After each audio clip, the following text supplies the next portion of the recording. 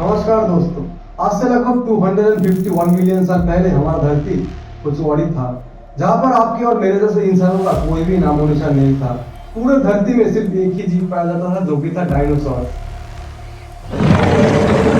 Dinosaur word का मतलब है डिनियोस और सोरस, जो कि एक ग्रीक वर्ड है। डिनियोस का मतलब है टेरेबल और सोरस का मतलब है लिजार्ड। एक टेरेबल लिजार्ड जिसे हमारे लैंग्वेज में एक भयानक छिपकली कहा जाता है। रिचर्ड ओवेन नाम के एक ब्रिटिश साइंटिस्ट थे, जिन्होंने सबसे पहले डायनासोर वर्ड को यूज किया था 1841 में, जब सबसे पहला डायनासोर के फॉसिल को डिस्कवर किया गया था।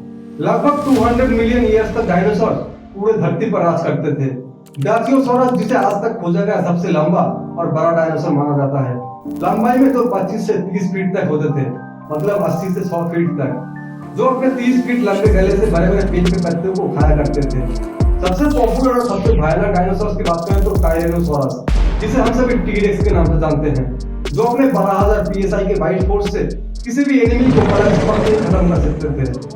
ऐसे ही कि इतने सारे स्पीशीज के डायनासोर पूरे धरती में एग्जिस्ट करते थे, जिसकी गिनती साइंटिस्ट भी ठीक से नहीं जानते हैं। आज तक पूरे दुनिया भर से लगभग 12,000 से भी ज्यादा फॉसिल्स को ढूंढ कर निकाला गया है, जिसमें से 1,000 से भी ज्यादा अलग अलग स्पीशीज के डायनासोर्स को आइडेंटिफाई किया गया है। आज भी साइंटिस्ट अलग अलग स्पीशीज के डायनासोर्स की खोज करते हैं और हर साल लगभग 30 से 35 अलग अलग स्पीशीज के डायनासोर्स को खोज कर निकाला जाता है। और आज तक साइंटिस्ट के द्वारा खोजा गया सबसे पुराना फॉसिल जो हमें मिला है, अनुमान किया जाता है जो आज से 230 मिलियन साल से भी पुराना था, जो अफ्रीका में पाया गया था। लेकिन अफ्रीका उस टाइम पे आज का जैसा नहीं था। आज के टाइम पे जो कॉन्टिनेंट्स हम देखते हैं, Asia, Europe, Africa, north America, south America, वो सभी कॉन्टिनेंट्स उस टाइम पे एक साथ जुड़ा हुआ एक मैसिव कॉन्टिनेंट था, जिसे हम सभी पैंजिया के नाम से जानते हैं। पूरे पैंजिया में लाखों सालों तक हजारों स्पीशीज के डायनासोर राज करते आ रहे थे, लेकिन शायद वो लोग ये नहीं जानते थे कि उनका अंत अब बहुत ही नजदीक आ चुका था। साइंटिस्ट के द्वारा डायनासोर्स के समयकाल को 3 हिस्सों में डिवाइड किया गया है। सबसे पहला माना जाता है ट्रायसिक पीरियड को, जो आज से करीब 200 मिलियन ईयर्स से लेकर 251 मिलियन ईयर्स तक वो एग्जिस्ट करता था। आज तक जो सबसे पुराना फॉसिल खोजा गया है वो इसी पीरियड में एग्जिस्ट करता था। लेकिन साइबेरिया में मैसिव वोल्केनिक रिएक्शन की वजह से लाखों टन लावा पूरे धरती में फैल जाते हैं और पैंजिया के 90% जीव पूरी तरह से विलुप्त हो जाते हैं। इसके साथ साथ ट्रायसिक पीरियड का भी अंत हो जाता है। लेकिन दोस्तों, धरती का एक नियम है कि जहाँ पर एक प्रजाति का अंत होता है और वही दूसरी तरफ जन्म होता है बहुत सारे नए प्रजाति का। जो 10% जीव सर्वाइव करने से बच गए थे वो थे क्रोकोडाइल्स, डायनासोर्स और चूहे जैसे दिखने वाले अर्ली मैमल्स और टर्टल्स। ये सभी जीव किसी भी क्लाइमेट में भी सर्वाइव कर सकते थे, इसीलिए ये सभी जीव विलुप्त होने से बच गए थे। दोस्तों, इस इवेंट को कहा जाता है ट्रायसिक जुरासिक एक्सटेंशन इवेंट। इसी इवेंट के साथ साथ ट्रायसिक पीरियड का भी अंत होता है और वही दूसरी तरफ और शुरू होता है एक नए पीरियड, जुरासिक पीरियड का। इसी जुरासिक पीरियड के नाम को यूज कर जुरासिक पार्क मूवी को बनाया गया है।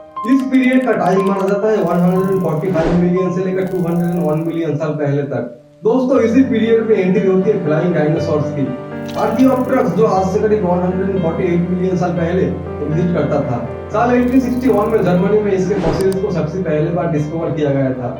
इसी के साथ साथ कुछ फेमस डायनासोर जो इस पीरियड में एग्जिस्ट करते थे, एलोसोरस, एप्टोसोरस, ब्रोंटोरस, डिप्लोडस और स्टेगोसोरस। ये सभी डायनासोर जुरासिक पीरियड के टाइम पे पूरे पैंजिया पे राज करते थे।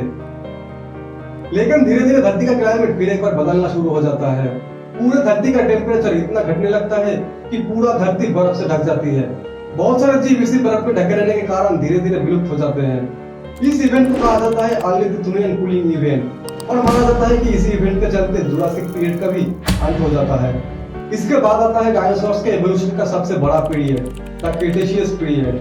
इस पीरियड में भी बहुत सारे अलग अलग स्पीशीज के डायनासोर्स का जन्म होता है और पहली बार धरती पर घास उगना शुरू हो जाता है। नए नए ट्रीज भी एवोल्यूशन होते हैं इसी इकोसिस्टम के चलते। यह पीरियड आज से करीब 145 मिलियन से लेकर 65 मिलियन ईयर को एग्जिस्ट करता था। पूरा पैंजिया जो एक साथ जुड़ा हुआ था वो धीरे धीरे कुछ आज जैसा शेप लेना शुरू कर देता है। इस इकोसिस्टम और फूड चेन के चलते डायनासोर्स धीरे धीरे और भी बड़े होने लगते हैं। मरीन लाइफ में भी बहुत सारे चेंजेस देखने को मिलते हैं इस इकोसिस्टम के चलते। सी डायनासोर्स का evolution period, the Cretaceous period में सबसे खूंखार माने जाने वाले टी-रेक्स जो इसी पीरियड में एग्जिस्ट करता था और जो पूरे धरती पर राज करते थे। लेकिन दूसरी तरफ और भी बड़े बड़े जीव जैसे ट्राइसेरोटॉप्स, जो हाइट में 3 मीटर तक होते थे और लेंथ में 8 मीटर तक, साल 1887 में कोलोराडो के डेनवर शहर में इसे सबसे पहली बार डिस्कवर किया गया था और इसे टी-रेक्स का सबसे बड़ा दुश्मन भी माना जाता है, जो अपने 3.73 फीट के नुकीले हॉर्न से किसी भी जीव को फाड़ सकता था। इसके अलावा एंकोसोरस जिसे साल 1906 में यूएसए के मोंटेना में सबसे पहली बार डिस्कवर किया गया था। यह भी हाइट में 25 से 30 फीट तक होते थे और वजन लगभग 7 टन तक, जिसका पूरा शरीर नुकीले हॉर्न्स से ढका हुआ था, जो अपने हाफ टन वजन की टेल से किसी भी एनिमी के हड्डियों को तोड़ सकता था। इसके अलावा भी सबसे तेज दौड़ने वाले डायनासोर्स ऑर्निथोमिमिस, जो 60 किलोमीटर पर आवर की स्पीड से भाग सकते थे, जो हाइट में 9 फीट तक होते थे और वेट में 210 केजी तक। बहुत सारे अलग अलग कंट्रीज में इसके फॉसिल्स को डिस्कवर किया गया है। आसमान में राज करने वाले डायनासोर्स की बात करें तो कोएट्ज़ाल्कोएटलस। ऐसा माना जाता है कि इनकी विंग्स आज के प्लेन्स जितना बड़ा था, मतलब 12 से 13 मीटर तक, जो लंबाई में 14 से 16 फीट तक होते थे और वेट 500 पाउंड तक। ऐसे ही कितने सारे स्पीशीज के जीव पूरे धरती पर रहा करते थे, जिसकी हम और आप कभी कल्पना भी नहीं कर सकते हैं। लेकिन एक दिन एक ऐसा आता है जिसे धरती में जितने भी जीव थे वो पूरी तरह से विलुप्त हो जाते हैं।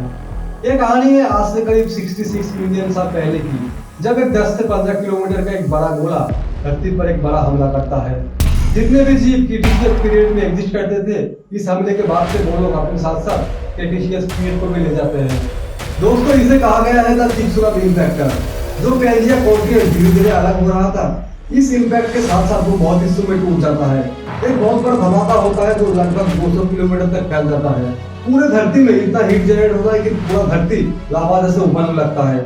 साल 1945 में यूनाइटेड स्टेट्स जापान के 2 बड़े शहर हिरोशिमा और नागासाकी पर सबसे पहला परमाणु हमला करता है, जिसमें लगभग 2 लाख से भी ज्यादा लोग मारे गए थे।